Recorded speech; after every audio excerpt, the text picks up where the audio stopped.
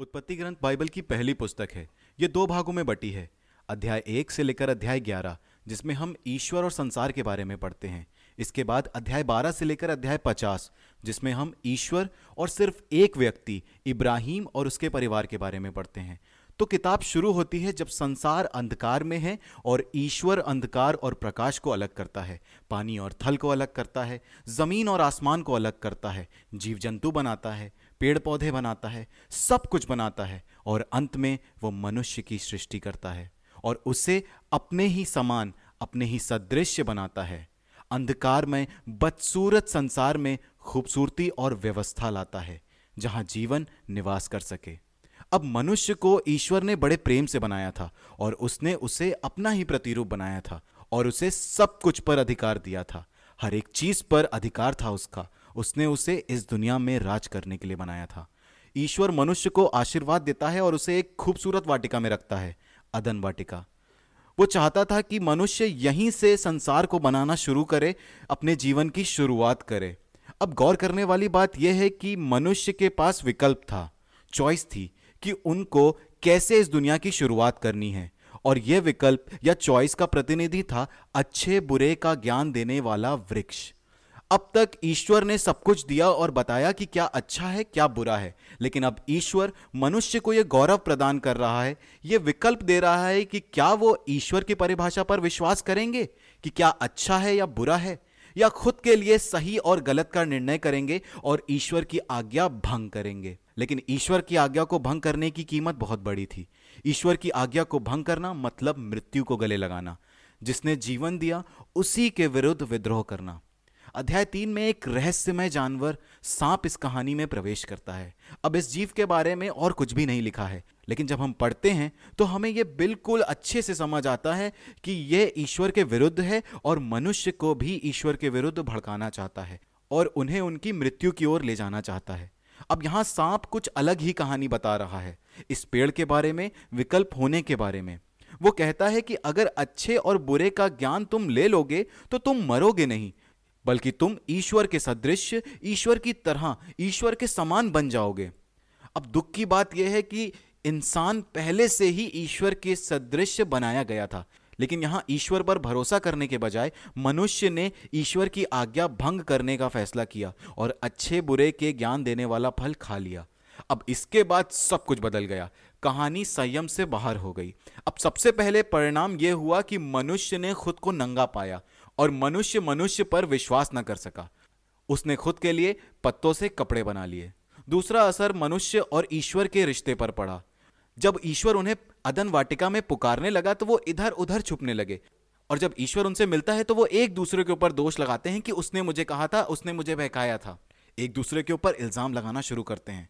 अब यहां कहानी कुछ देर रुकती है और ईश्वर उन्हें बताता है कि उनकी इस करतूत का क्या परिणाम होने वाला है। ईश्वर सबसे पहले सांप के पास आता है और कहता है, हो सकता है अभी तुम जीत गए हो, लेकिन तुम्हारी किस्मत में हारना और धूल चाटना ही लिखा है। ईश्वर उससे वादा करता है कि एक दिन स्त्री का एक वंशज आएगा और वो उसका सिर कुचलेगा, लेकिन इस जीत के बावजूद सांप उस वंशज की एड़ी काटेगा जब वो उसे कुचल रहा होगा। यह एक बहुत ही रहस्यमय वादा है इस घायल विजेता के बारे में, लेकिन अगर आप यहां देखें तो यह ईश्वर का अनुग्रह है। मनुष्य ने अभी अभी ईश्वर से विद्रोह किया है, लेकिन ईश्वर ने क्या किया? ईश्वर ने उसे वादा किया कि वो उसे बचाएगा, लेकिन इसका मतलब यह नहीं था कि उन्हें उनकी गलती का परिणाम नहीं भुगतना पड़ेगा। तो ईश्वर उन्हें बता देता है कि अब से चाहे तुम घर पर हो, बाहर हो, कहीं पर भी हो, तुम्हें दुख तकलीफ का सामना करना पड़ेगा, दर्द और पीड़ा का सामना करना पड़ेगा। मनुष्य के विद्रोह के कारण उसका अंतिम परिणाम मृत्यु होगा। अध्याय 3 से लेकर अध्याय 11 तक कहानी लगातार विद्रोह के बारे में है। मनुष्य बार बार विद्रोह करता गया और हर स्तर पर मनुष्य के रिश्ते भंग होते रहे। अब अध्याय 4 में हम दो भाइयों की कहानी पढ़ते हैं, काइन और हाबिल। काइन और हाबिल आदम के पुत्र हैं। काइन अपने भाई हाबिल से इस कदर जलता था कि वह उसे मार देना चाहता था, लेकिन ईश्वर उसे ऐसा ना करने के लिए कहता है, परंतु वो ईश्वर के विरुद्ध जाता है और अपने भाई हाबिल की हत्या कर देता है। इसके बाद काइन आगे चलकर एक शहर बसाता है जहां हिंसा, पीड़ा, दुख और पाप का राज था, और इस बात का खुलासा होता है लमेक की कहानी में। लमेक के पास एक से ज्यादा पत्नियां थी। और इसके बाद वो एक गीत गाता है जिसमें वो बताता है कि कैसे वो काइन से ज्यादा हिंसक है। इसके बाद हम ईश्वर के पुत्रों के बारे में एक अजीब कहानी पढ़ते हैं। हम कह सकते हैं कि ये राजा हैं जो दावा करते हैं कि वो ईश्वर के वंशज हैं, और लमेक के समान उनकी भी एक से ज्यादा पत्नियां थीं। जैसे भी देखें, लेकिन मनुष्य ऐसे राज्यों की स्थापना कर रहा था जहां हिंसा, उत्पीड़ा, दुख, कष्ट और पाप का शासन था। ईश्वर अत्यंत दुख से भर गया क्योंकि उसका बनाया हुआ मनुष्य पाप के अधीन हो चला था। मनुष्य दुनिया का विनाश कर रहा था, एक दूसरे का विनाश कर रहा था। इस संसार की अच्छाई को बचाने के लिए ईश्वर ने निर्णय किया कि वो इस दुनिया में जो कुछ है सब चीज को खत्म करेगा, एक जल प्रलय भेजेगा ताकि वो बुराई को हमेशा के लिए धो डाले और अच्छाई को बचा सके। लेकिन ईश्वर ने एक निर्दोष व्यक्ति नूह और उसके परिवार को बचाया, और ईश्वर नूह की नियुक्ति एक नए आदम के रूप में करता है। ईश्वर अपने दिव्य आशीर्वाद को फिर दोहराता है और नूह और उसके परिवार से कहता है कि जाओ और संसार में फैल जाओ। अब यहां हमें एक उम्मीद मिल जाती है कि सब कुछ ठीक हो जाएगा, लेकिन नूह भी असफल होता है, और वो भी वाटिका में। नूह एक दाखलता लगाता है और नशे में धुत हो जाता है। फिर उसका एक पुत्र हाम उसको नंगा तंबू में लेटा हुआ देख लेता है। तो यहां हमारा नया आदम एक बार फिर शर्मसार होता है, बिल्कुल पहले वाले के समान, और एक बार फिर मनुष्य का पतन होना शुरू होता है। और यह सब कुछ इस कदर बढ़ता है कि मनुष्य खुद के लिए एक नया शहर बसाने की कोशिश कर रहा है, बाबेल।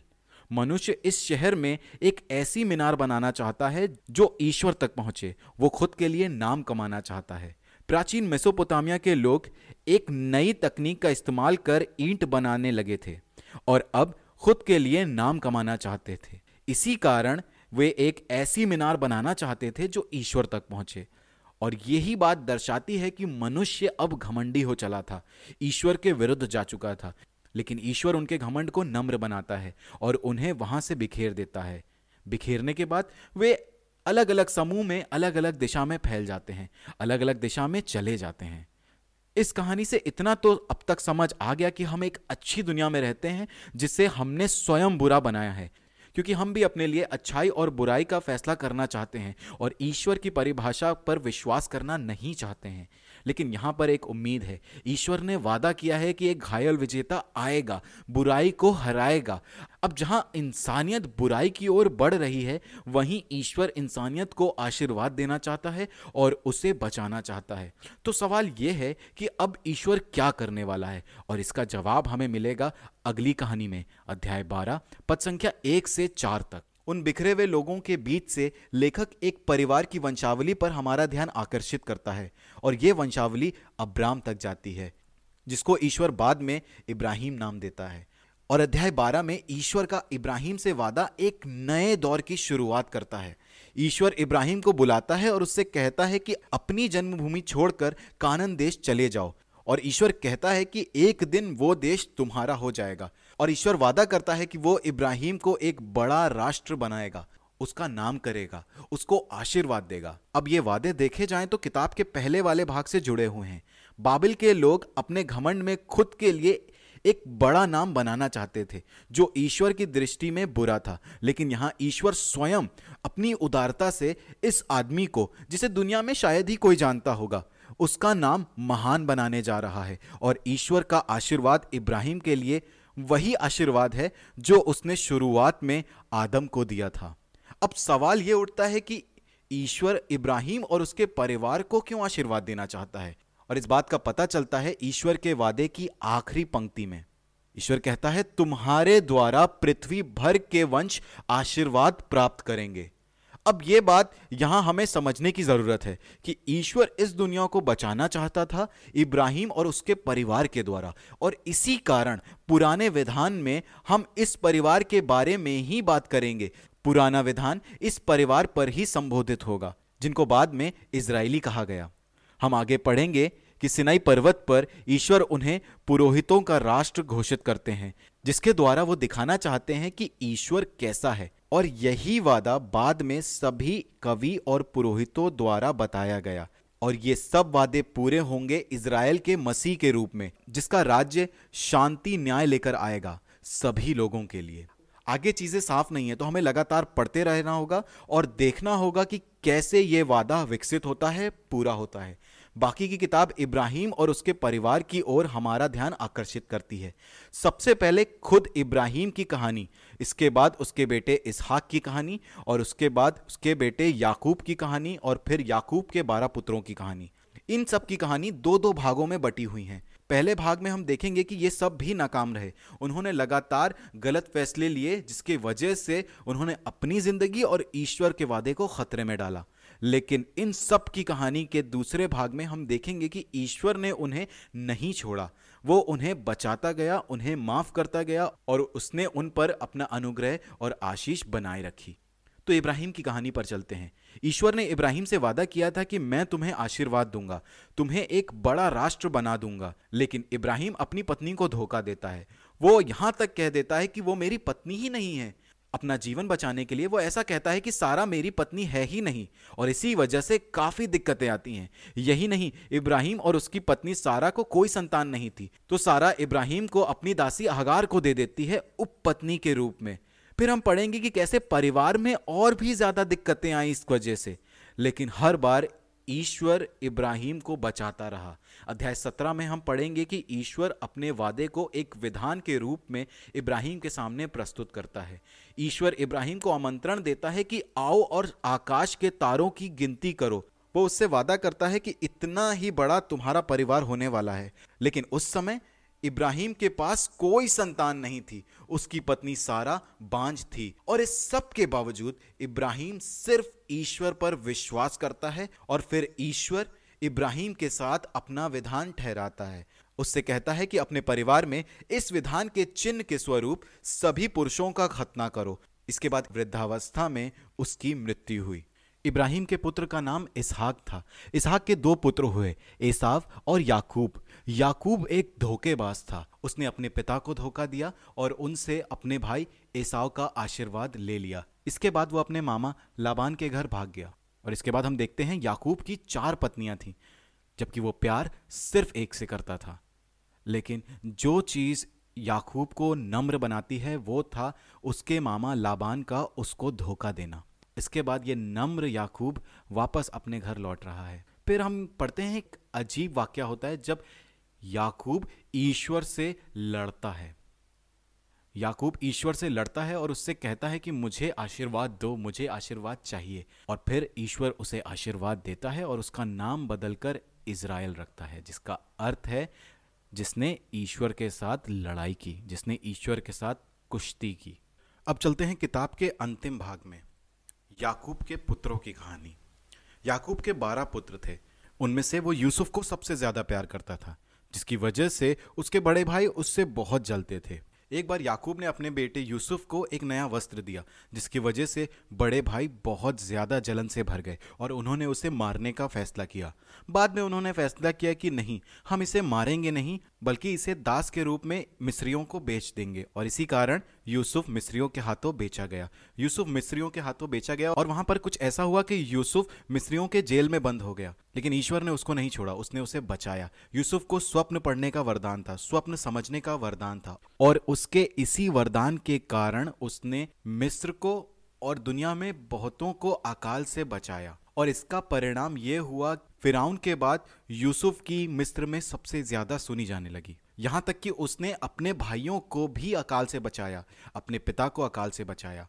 और फिर हम अध्याय 50 पद संख्या 20 में पढ़ते हैं, आपने हमारे साथ बुराई करनी चाहिए, किंतु ईश्वर ने उसे भलाई में परिणत कर दिया और इस प्रकार बहुत से लोगों के प्राण बचाए, जैसा कि आजकल हो रहा है।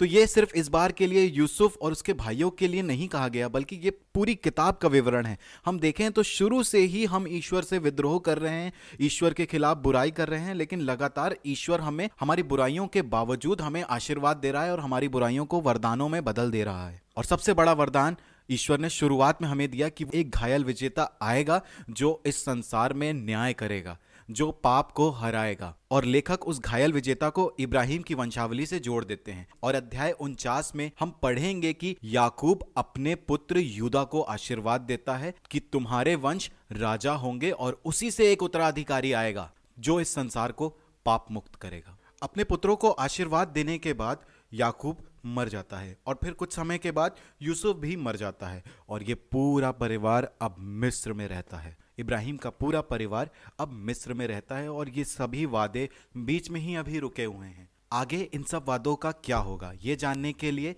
हमें अगली किताब पर चलना होगा जिसका नाम है निर्गमन ग्रंथ। लेकिन तब तक के लिए ये था उत्पत्ति ग्रंथ।